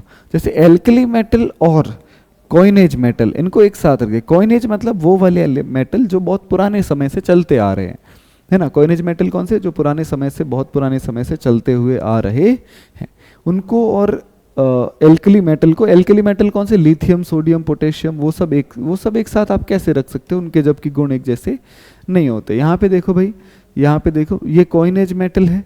अब कॉइनेज मेटल इनमें से कौन सा है भाई, ये गोल्ड है। गोल्ड एक कॉइनेज मेटल है, वो आपने किसके साथ रख दिया, सीजियम के साथ रख दिया। रुबिडियम, पोटेशियम, लिथियम, सोडियम, इनके साथ आपने कॉपर, सिल्वर और गोल्ड, जिनके कॉइन बनते हैं, तांबे के, चांदी के और सोने के, इनके सिक्के बनाए जाते थे। तो इनको आपने सिक्के वाले तत्वों को इनके साथ कैसे रख दिया, इनके तो बिल्कुल गुण एक जैसे ही नहीं। जैसे आप सोडियम को पानी में डालते हो ब्लास्ट हो जाता है, आप सोने चांदी को पानी में रखो कुछ होगा ही नहीं, कोई उनका कुछ बिगड़ना ही नहीं है। तो इनको एक साथ आप रख रहे हो, इसका मतलब तो इनके जो आप ऐसे कह सकते हो गुण एक जैसे हैं, जबकि गुण में तो बिल्कुल बिल्कुल एक दूसरे के विपरीत हैं ये, है ना। तो ये वाली बात भी सही नहीं है। ठीक है, तो इनकी कमियों को भी ध्यान में रखना भाई। क्या कमियों को ध्यान रखेंगे, तो देखो पहली मैंने आपको लिखवा दी कि हाइड्रोजन के स्थान को लेकर विवाद था, समस्थानिक के सब विषय में कोई भी बात नहीं की गई, है ना। आप ऐसे कह सकते हो कि ये जो इनका जो नियम था वो कई जगह नियम का उल्लंघन हुआ। जैसे तीन जगह नियम का, यहाँ पे ऐसे कह सकते हो कि नियम का उल्लंघन हुआ। नियम का क्या हुआ, उल्लंघन हुआ। ठीक है, उसके बाद आप क्या कह सकते हो कि एक समान तत्व,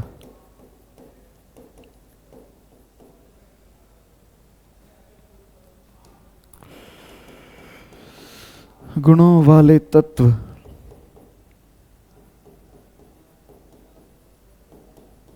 भिन्न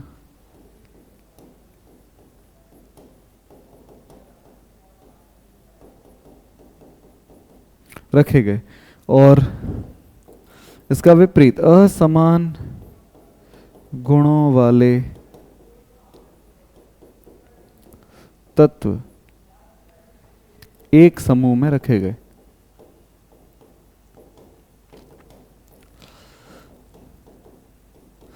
जैसे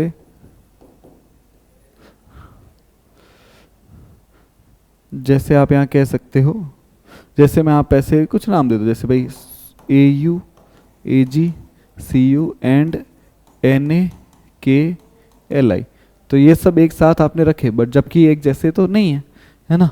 तो ये कुछ इसकी कमियां हैं, 2-3 कमियां आप याद कर लेना। अपने सब्जेक्टिव क्वेश्चन में ऐसे पूछा जाएगा, और आपके कॉम्पिटिटिव एग्जाम JEE नीट में इनसे सवाल आएंगे कि कौन क्या क्या इनकी ड्रॉबैक्स थे। तो यहाँ पे देखो एक सवाल भी है कि which is not anomalous pair of element in the Mendeleev's periodic table. अभी अपन ने देखा था भाई कौन कौन से थे, कौन कौन से ऐसे ग्रुप थे जो मान नहीं रहे थे। तो देखो आर्गन एंड पोटेशियम ये था, ठीक है, और ये अपना ऑप्शन गलत हो जाए क्योंकि ये तो था ना।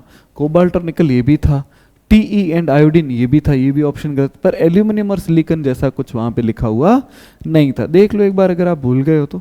देखो आर्गन एंड पोटेशियम एनामोलस था, ठीक है, टेल्यूरियम आयोडीन एनामोलस था, कोबाल्ट एंड निकल ये भी एनामोलस था, बट एल्यूमिनियम और सिलिकॉन एनामोलस नहीं थे। ये जो दिया हुआ था, एल्यूमिनियम का मास होता है 27 और इसका मास होता है 28। पहले आएगा एल्यूमिनियम फिर आएगा सिलिकॉन, और मेंडलीव ने लिखा भी इसी तरह से था। देखो चेक कर लेते हैं आपको अगर ऐसे लगता है।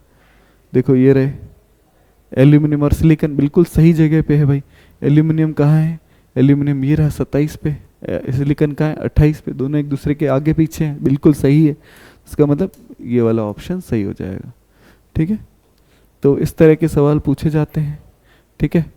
तो ये देख लो भाई। अब इसके अलावा यहाँ से और क्या बातें ध्यान रखने जैसी है, तो एक आपको इनके नाम याद रखने, किनके नाम याद रखने, इक्का बोरॉन, इक्का एल्यूमिनियम, इक्का गैलियम वगैरह ये याद रखेंगे, ठीक है। तो मेंडलीव पीरियोडिक टेबल से जो सवाल आपके पूछे जाते हैं वो अपन बाद में आराम से डिस्कस करेंगे, अगर आपको पीरियोडिक टेबल बहुत बढ़िया अगर अच्छे से समझ में आ गई है तो, ठीक है। आज हम थोड़ा सा अगली अपनी जो मॉडर्न पीरियोडिक टेबल है उसके बारे में बात कर लेते हैं, उसके बारे में थोड़ी बहुत जानकारी प्राप्त कर लेते हैं ताकि हम अगली क्लास में उसको बहुत अच्छे से डिटेल में पढ़ पाएँ, ठीक है। क्या है भाई, तो मोज़ले ने एक एक्सपेरिमेंट किया, क्या किया, एक्सपेरिमेंट किया जहाँ पे उन्होंने फ्रीक्वेंसी जो थी उसके साथ रिलेटिव एटॉमिक मास को या एटॉमिक नंबर को या एटॉमिक मास दोनों को अरेंज किया, ठीक है।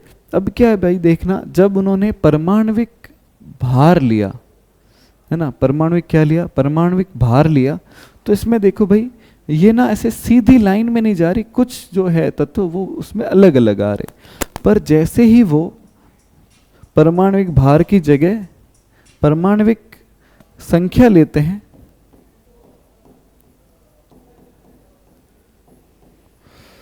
परमाणविक संख्या जो है उसमें जब देखते हैं तो बिल्कुल प्योर सही लाइन बनती है, जबकि परमाणविक भार में वही लाइन सही नहीं बनती। तो परमाणविक भार में लाइन सीधी नहीं बनी, सही नहीं बनी, जबकि परमाणविक द्रव्यमान संख्या में बिल्कुल सही लाइन बनी। इसका मतलब तो हेनरी मोज़ले एक साइंटिस्ट थे, क्या नाम था उनका, हेनरी मोज़ले।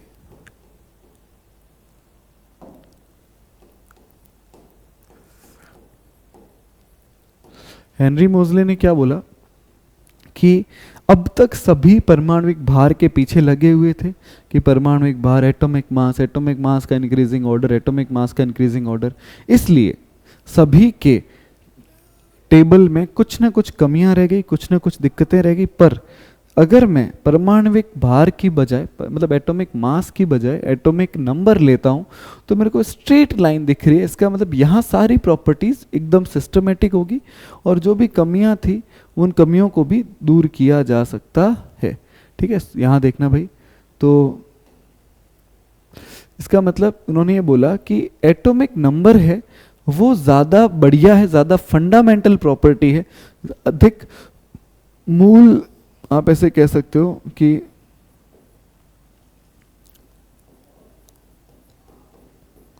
मूलभूत गुण है, या आप ऐसे कह सकते हो कि प्राथमिक है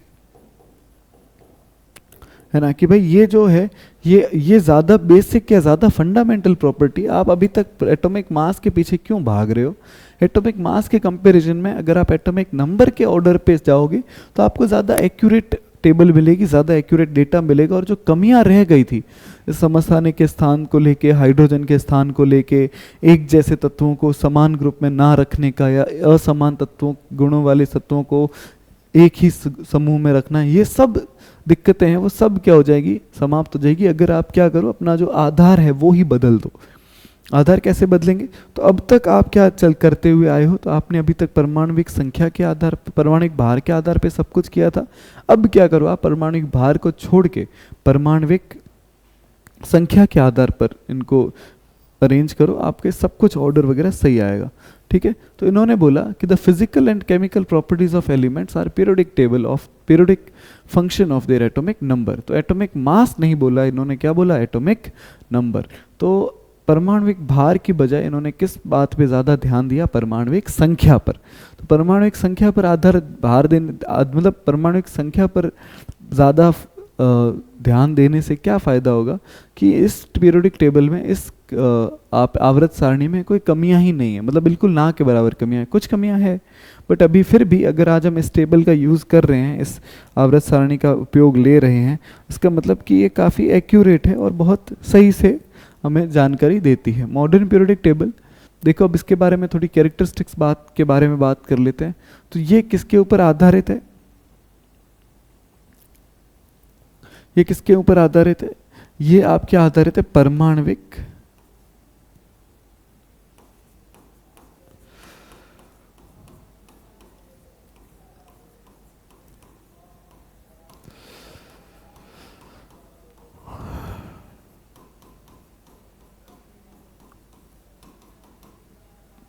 परमाणविक संख्या पर आधारित है।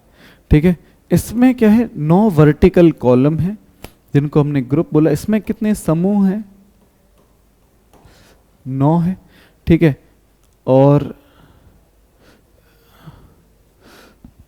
ठीक है, और इसमें क्या है कि each group is divided into 1A1। ऐसा नहीं है, इसमें ग्रुप कितने हैं टोटल, 18 है ना, यहाँ पे शायद कुछ मिसप्रिंट हो गया होगा। ग्रुप टोटल कितने हैं, 18 है। ठीक है, और जो रोज है वो कितनी है, 8 रोज है। ठीक है, तो पीरियड कितने हैं, सॉरी पीरियड कितने हैं, 7 पीरियड्स है। पीरियड्स कितने हैं, 7 है, और जो ग्रुप है वो कितने हैं, 18 है। 18 ग्रुप्स एंड 7 पीरियड से ये पीरियोडिक टेबल बनाई गई है। ठीक है, अब अपन इनके बारे में बात करें, पर इसमें ग्रुप में ऐसा कुछ नहीं है, यहाँ से ग्रुप जो होंगे वो 1 से शुरू होंगे और 18 तक जाएंगे। ठीक है, और ये जो एटॉमिक मॉडल था, ये पीरियोडिक टेबल का जो लंबा वाला भाग था या लॉन्ग पार्ट था, वो एक दूसरे साइंटिस्ट थे, उन्होंने दिया था, रैंक एंड वर्नर, है ना। हेनरी मोजले ने आधार बता दिया था, इन्होंने उसको अरेंज किया। ठीक है, और ये किस अरेंज पे आधारित किया गया, तो बोहर, एक तो अपने साइंटिस्ट थे बोहर और एक और साइंटिस्ट थे बरी। तो बोहर बरी के इलेक्ट्रॉन विन्यास के आधार पर, इलेक्ट्रॉन डिस्ट्रीब्यूशन के आधार पर उन्होंने ग्रुप्स बनाए। ग्रुप्स बना के उन्होंने 18 वर्टिकल कॉलम बनाए, जिनको अपन ने ग्रुप बोला, 18 कॉलम बनाए। ठीक है, और कितने पीरियड बनाए, 7 पीरियड बनाए। 7 हॉरिजॉन्टल पीरियड है ऊपर से नीचे की तरफ, और दाएं से बाएं की तरफ 18 समूह है। ठीक है, तो आप ऐसे कह सकते हो, ऊपर से नीचे आपके कितने हैं, 7 पीरियड है, और दाएं से बाएं 1 से 18 ग्रुप्स हैं। ठीक है, 7 horizontal rows are known as periods. तो ग्रुप और पीरियड के बारे में अपने को पता चल गया। ये अपनी पीरियोडिक टेबल है, चलो इसको देखते हैं। ये उस सबसे थोड़ी अलग है, थोड़ी बड़ी है, थोड़ी ज़्यादा यूज़फुल है। ठीक है, तो ये आप ऐसे कह सकते हो कि इसकी लॉन्ग फॉर्म है। ठीक है, ये अभी भी उतनी रेलेवेंट, आप ऐसे कह सकते हो कि 18 टोटल, इनके भी इन्होंने कुछ कैटेगरीज वगैरह की थी, बट हम उनको 1A 2A इस तरह से याद नहीं रखेंगे। आप 1 2 3 4 5 6 7 8 ऊपर वाले जो नंबर दिए हुए आप इसी हिसाब से याद कर सकते हो। ठीक है, ये एटॉमिक नंबर के हिसाब से अरेंज किया गया। यहाँ 1 है, और दूसरा फिर जो सेकेंड है हीलियम, वो सीधा यहाँ आ जाएगा 18 पे। ठीक है, और फिर जो लिथियम है वो फर्स्ट ग्रुप में, बेरिलियम, फिर इस तरह से ये टेबल अरेंज की गई है। ठीक है। इसमें इस तरफ जो ऊपर से नीचे है ये पीरियड है, ये पहला पीरियड, ये दूसरा पीरियड, ये तीसरा, ये चौथा, ये पांचवा, ये छठा, ये सातवां, और इधर ग्रुप है 1 2 3 4 5 6 7 8 9 10 11 12 13 14 15 16 17 18। अब अगर हम वहाँ देखें मेंडलीव ने जो काम किया था उसमें 1A जो था वो ये रहा, 2A था वो यहाँ रहा, ठीक है। 3, अब देखो 3B के तत्व यहाँ है, 4B के यहाँ है, 5B के यहाँ है, 6B के यहाँ है, 7B के यहाँ, 8 में टोटल 3 रो थी, पहली ये रही, दूसरी ये रही, तीसरी ये रही, फिर 1B वहाँ से 1A के बाद 1B यहाँ आया, 2A के बाद 2B यहाँ आया, ठीक है। और ये उनके बीच में, अब देखो वहाँ और यहाँ में क्या फ़र्क आया कि जो इतने तत्व थे ये नए खोज हुई, इनको भी अपनी जगह मिल गई। उसके बाद देखो फिर 3A यहाँ है, देखो 1A वहाँ था, 1B यहाँ था, 2A वहाँ था, 2B यहाँ था, 3B से लेके 4B फिर यहीं थे, A वाले सारे यहाँ हैं, 3A 4A 5A 6A 7A और 18 जो जीरो ग्रुप था वो लास्ट में यहाँ आ गया, है ना। तो B वाले जितने भी थे वो बीच में आ गए और A वाले थे वो सारे यहाँ आ गए, ठीक है। इनको हम ट्रांजिशन एलिमेंट्स कहते हैं, यहाँ से यहाँ तक लेके जो है इनको हम कहते हैं ट्रांजिशन एलिमेंट्स, ठीक है। क्योंकि ये दोनों के इन बिटवीन आते हैं, ट्रांजिशन एलिमेंट्स आते हैं, ठीक है। उसके अलावा भी काफ़ी सारे हैं ये तत्व वगैरह, इनको अपन और डिटेल में बहुत आराम से धीरे धीरे पढ़ना ही है अपने को, खैर। पर अभी देखो, अब ये जो एलिमेंट्स है इनके बारे में थोड़ा अपन हर एक पीरियड के बारे में जान लेते हैं, हर एक ग्रुप के बारे में जान लेते हैं। टोटल पीरियड कितने हैं? 7 है। तो पहले पीरियड की जानकारी ले लेते हैं। हर एक पीरियड में क्या है भाई, टोटल पीरियड है 7। पहले पीरियड का नाम है, पहले पीरियड के लिए स्मॉल n कितना है? स्मॉल n क्या है भाई? स्मॉल n अपना है प्रिंसिपल क्वांटम नंबर, मुख्य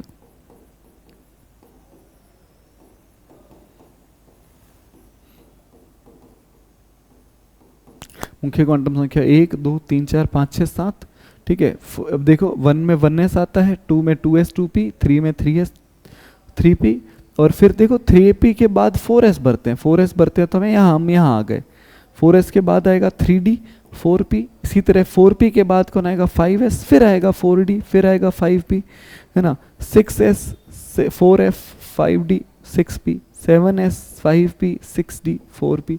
तो इनके इन सब के लिए n प्लस एल की वैल्यू सबके लिए देखो भाई, n प्लस एल की वैल्यू इनके लिए बराबर होगी, एक जैसी होगी, इसलिए सब यहाँ पे है, ठीक है। अब क्या नाम याद क्या रखेंगे भाई?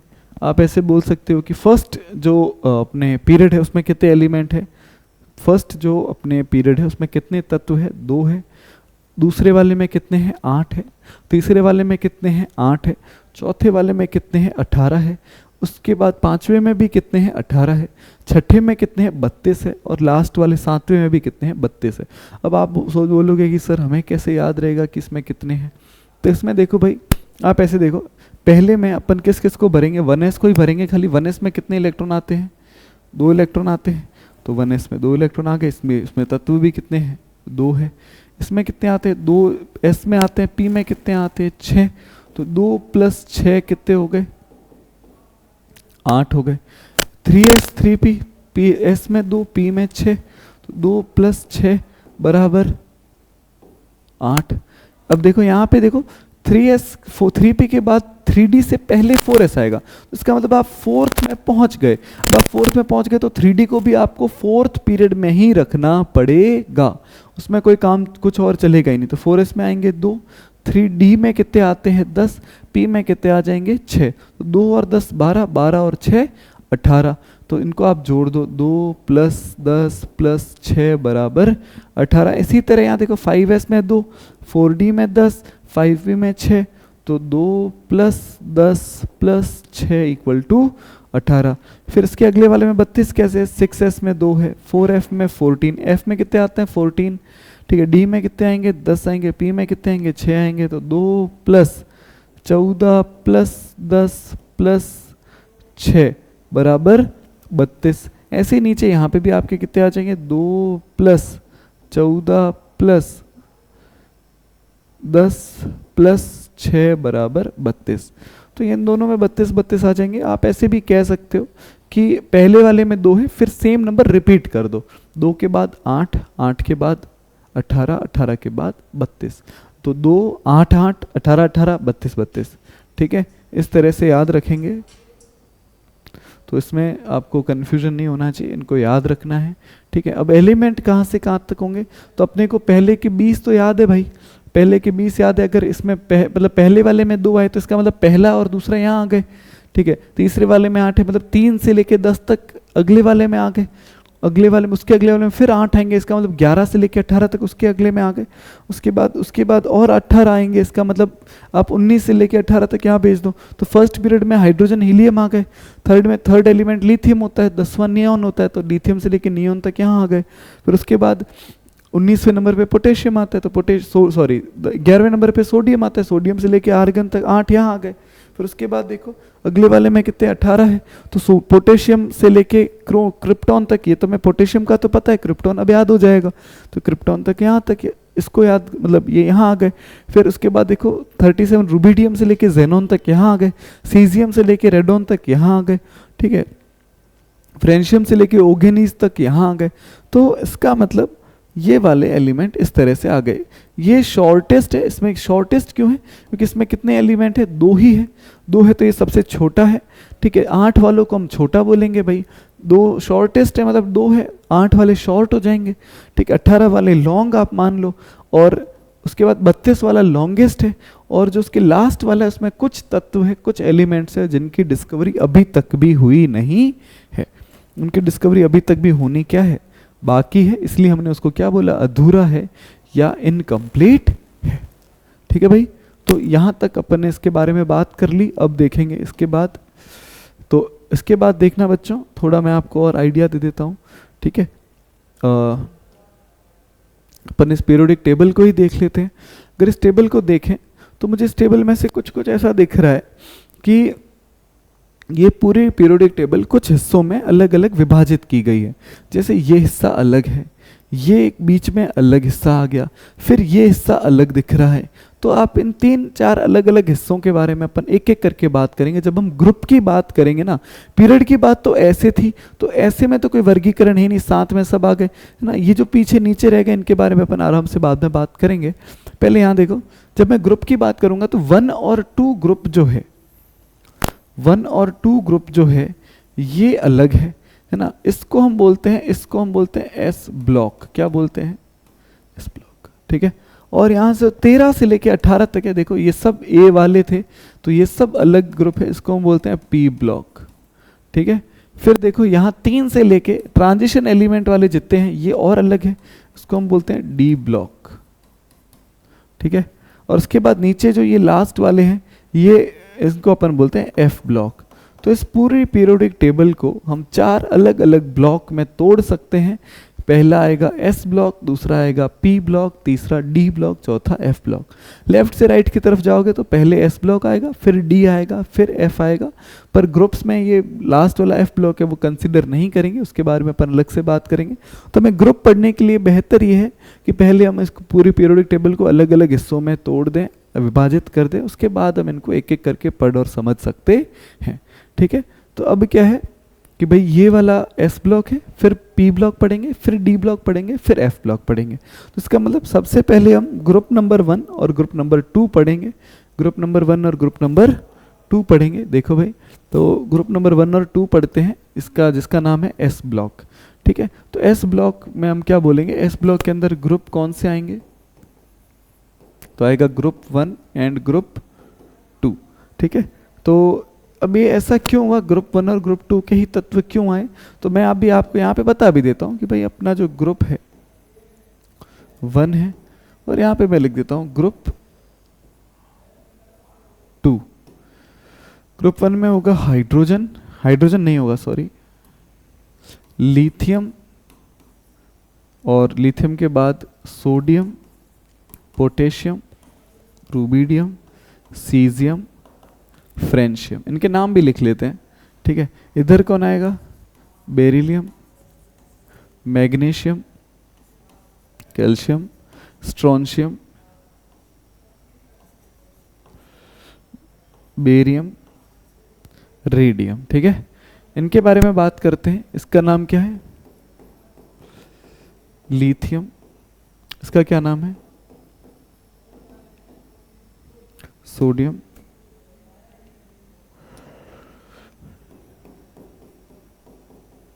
ये है पोटेशियम।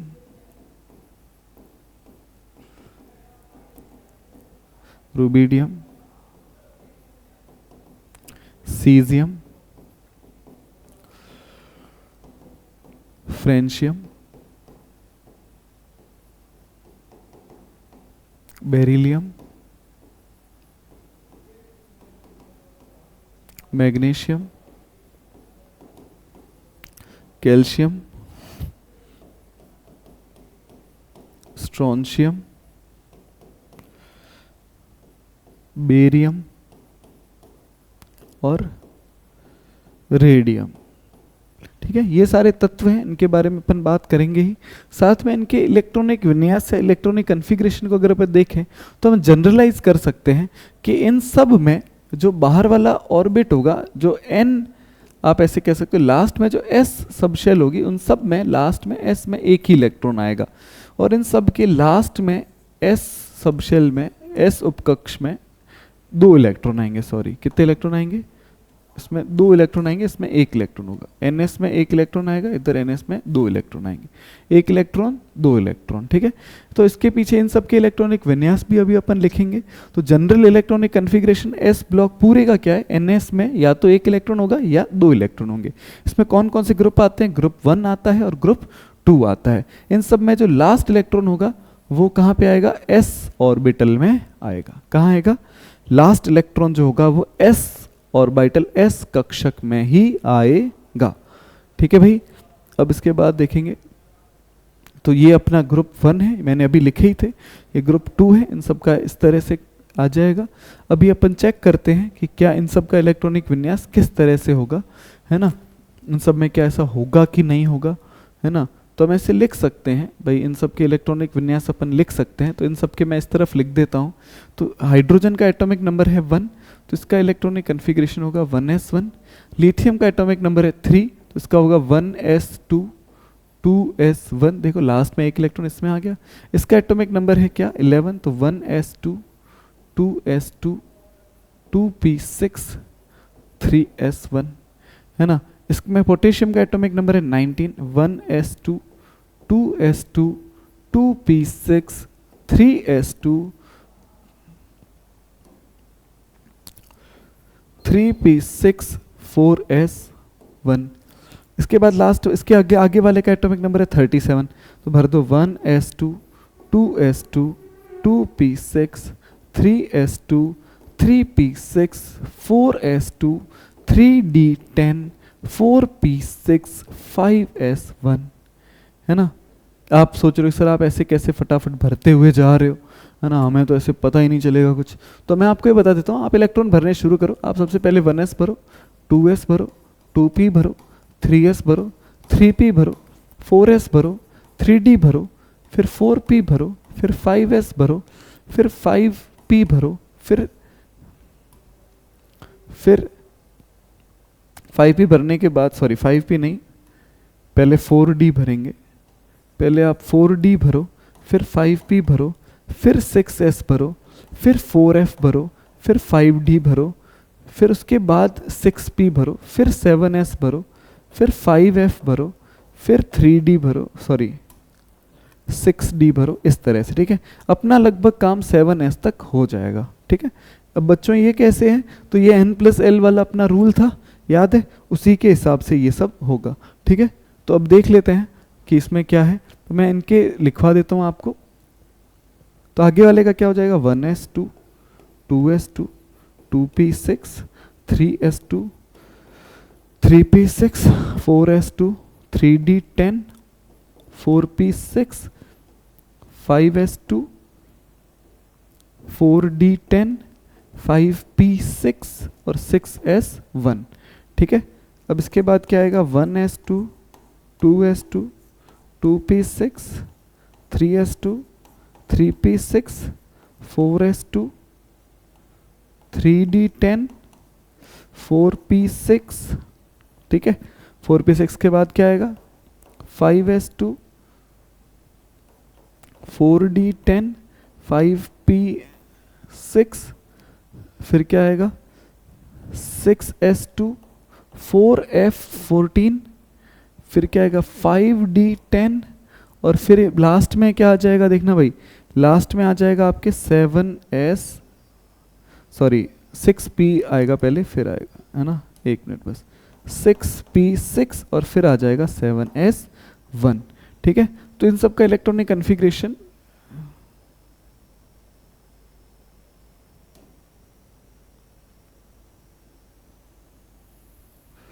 इस तरह से आएगा। अपन बाकी उनका भी इसी तरह से लिख सकते हैं। ठीक है, और इसको हम कर देते हैं क्लोन। क्लोन करने से क्या होगा,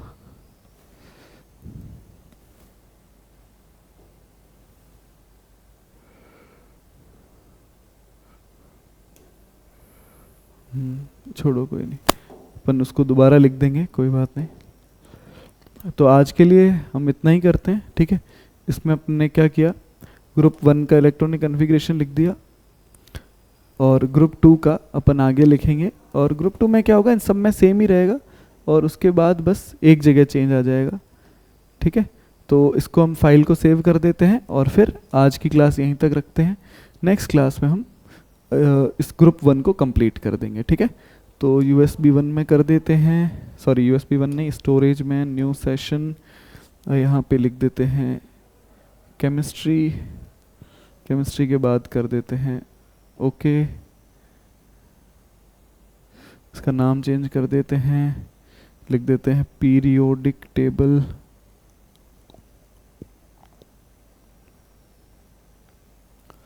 पीरियोडिक टेबल लेक्चर 1। ठीक है, ये सेव हो जाएगी, और ये सेव हो जाएगी, उसके बाद फिर अपन आगे। ठीक है बच्चों, तो आज की क्लास यहीं तक करते हैं, फिर नेक्स्ट क्लास में मिलते हैं। ठीक है।